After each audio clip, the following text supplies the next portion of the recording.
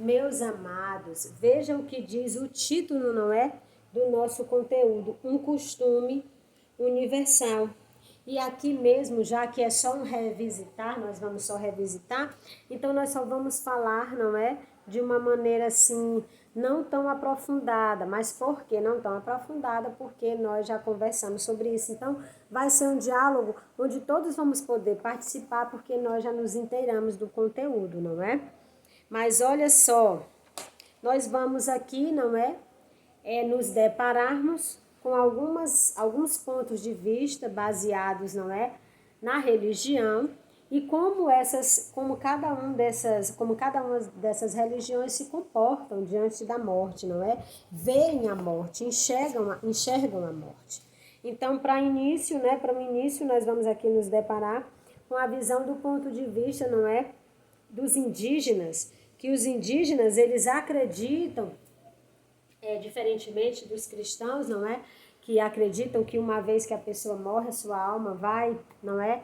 De encontro a Deus. Os índios, eles acreditam, não é? Que os espíritos de alguma forma ficam ali entre nós, não é? Eles têm a sua maneira, a sua visão, a sua forma de enxergar esses mortos como algo presente, não é? Ou então como algo que retorne. Mas vamos ficar aqui com o quarto parágrafo da página 60. Muitas religiões consideram o culto aos antepassados um dever moral. Embora esse culto possa ser feito de diferentes maneiras, revela uma ideia principal presente sem distinção em praticamente todas as religiões: a imortalidade da alma.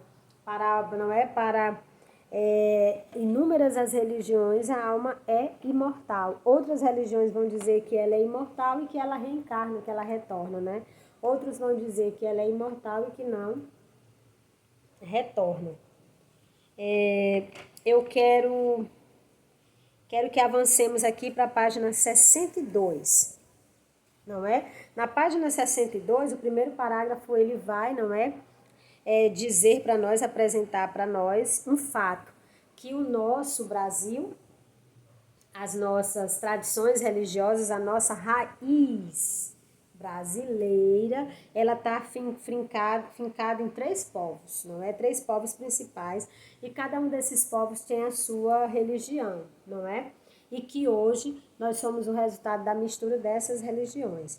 Nós tivemos aqui 3 principais raízes, não é? No Brasil.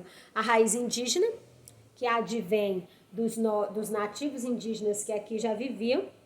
A religião cristã, que veio, não é? Principalmente, não é? Veio com os portugueses, porque os portugueses foram os nossos colonizadores e eles tinham como religião a religião cristã católica, não é?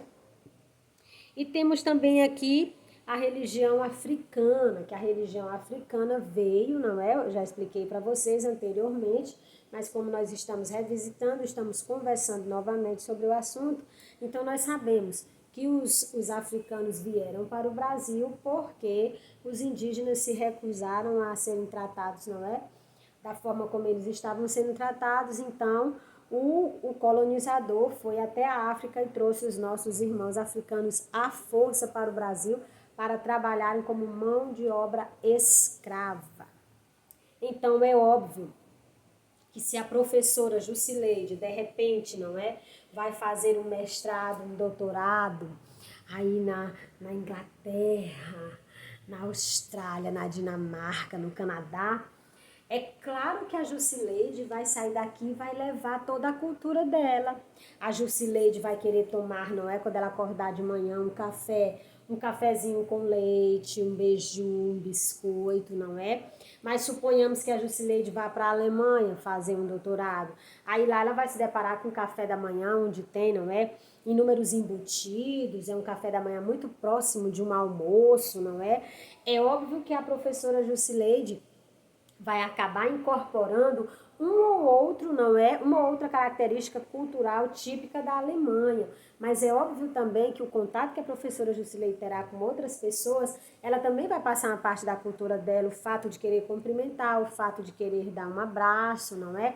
Mas para onde eu for, eu vou levar. Para onde eu for, eu vou levar essa característica minha que faz parte da minha criação, de falar baixo, de tentar ouvir as pessoas, de não tentar atropelar as falas das pessoas, de ser educada, de cumprimentar, de ceder meu lugar para uma pessoa mais velha, de não mentir, de não pegar nas coisas alheias. Então, para onde eu for, eu vou levar essas minhas características comigo.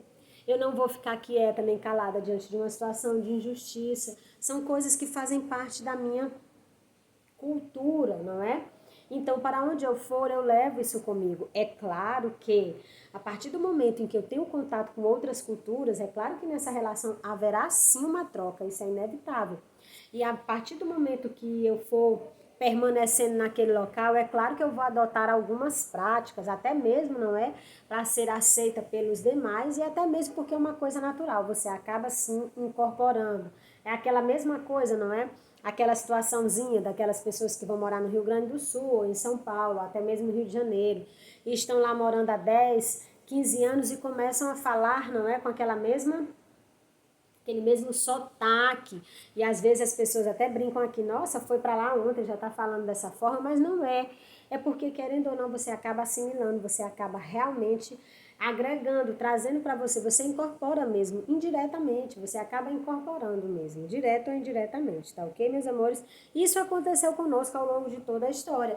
É claro que o nativo indígena, com suas crenças religiosas, sua cultura, sua sociedade, sua organização social, entrou em contato com a sociedade, com a cultura e com as crenças religiosas dos portugueses, seus colonizadores, e também teve acesso, não é, à cultura, à sociedade e às crenças religiosas africanas. É óbvio que em um dado momento dessa relação, meus amores, haveria essa troca. E é claro que no primeiro momento houve um choque, não é? Os cristãos católicos tendo como centro Deus, os índios tendo como centro, não é, divindades religiosas advindas da natureza, e os africanos também com o seu Deus, com as suas divindades religiosas, não é? Atribuídas às suas crenças religiosas, às suas divindades religiosas, às forças da natureza, não é? As forças espirituais. É óbvio que houve um choque, mas após o choque, após esse conflito, é claro que houve uma incorporação.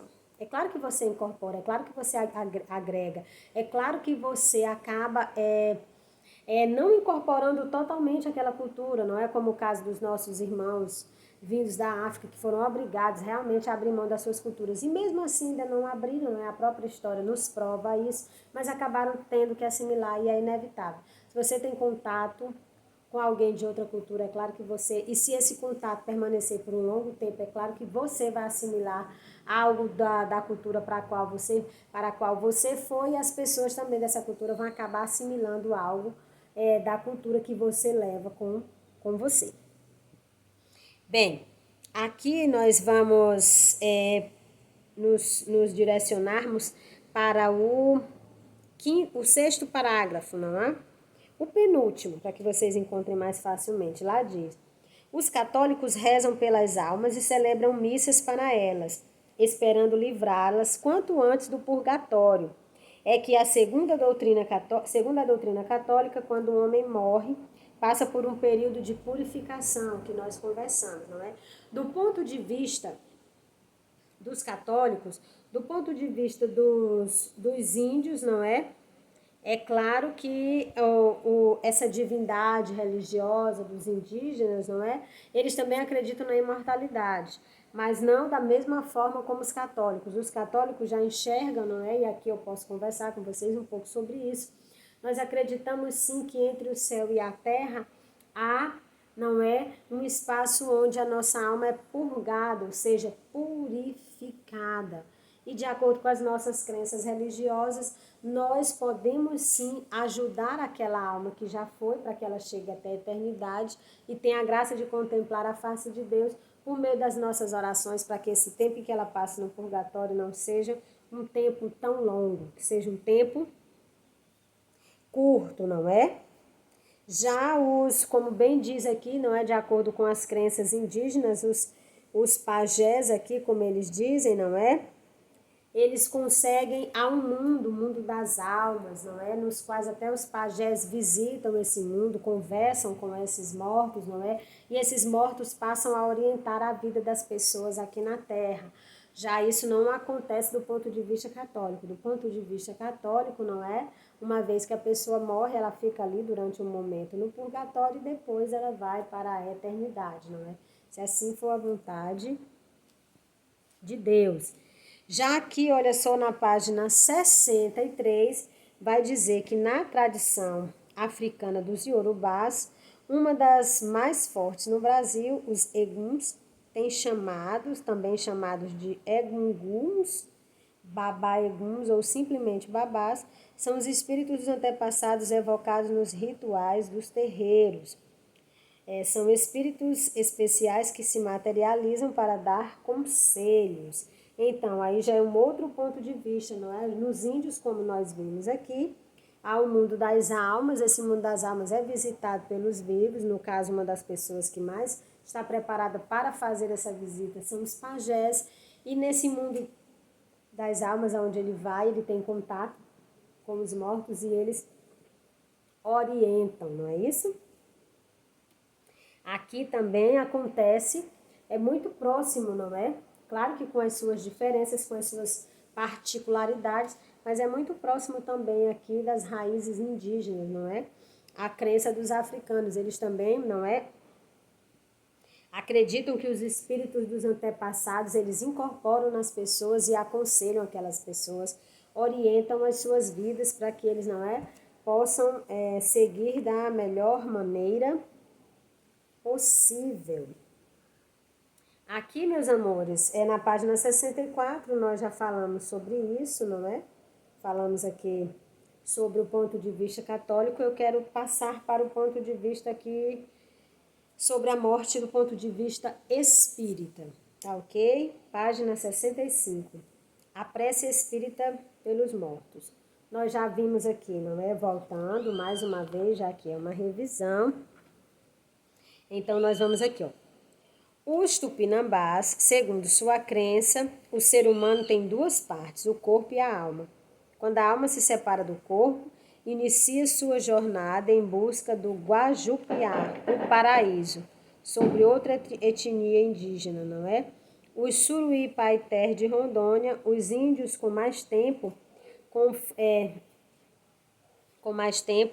convivi. Os Suruí Paiter de Rondônia, os índios com quem mais tempo convivi, sonham com frequência com o mundo das almas, onde habitam os que já morreram. Então vejam bem, não é? Para os tupinambás, o corpo é dividido em duas partes, tem o corpo e tem a alma. A alma, quando o corpo, não é? Quando o corpo se separa da alma, a alma busca o Guajupiá, ou seja, o paraíso. Já para os Suruí Paiter de Rondônia, ao mundo dos mortos, ao mundo das almas, onde os pajés visitam esse mundo, têm contato com essas almas passam algumas orientações para eles e com essas orientações, eles orientam, não é? A organização social, não é? Até individual das pessoas na tribo. Já do ponto de vista católico, não é? A alma, uma vez que se desprende do corpo, ela vai, não é, para a eternidade. Ela é imortal, ela vai para a eternidade. Ela volta para Deus, não é? Mas antes de chegar até a Deus, antes de ter a graça de contemplar a face de Deus, ela fica ali purgando, se purificando. Vimos também que os africanos também acreditam, não é? Que os espíritos eles ficam incorporando nos vivos e orientando os vivos. Isso do ponto de vista, não é? Da tradição africana dos Yorubás. E agora nós vamos ver aqui segundo o ponto de vista dos espíritas. Os espíritas, meus amores, eles acreditam na imortalidade da alma, mas acreditam que essa alma, uma vez que ela é imortal, ela torna, ou seja, ela volta novamente. Eles acreditam na reencarnação. Eles acreditam que o espírito tornará a viver em uma outra pessoa e aí eles acreditam que esse espírito ele precisa passar por uns estágios onde ele vai se tornando cada vez mais um espírito elevado, não é? Então, mas para que ele consiga chegar nesse grau máximo de elevação, ele precisa ir, não é? resolvendo os problemas que ele teve nas vidas passadas. Então ele torna para se tornar um espírito mais elevado, um espírito melhor, não é reparando os erros do passado.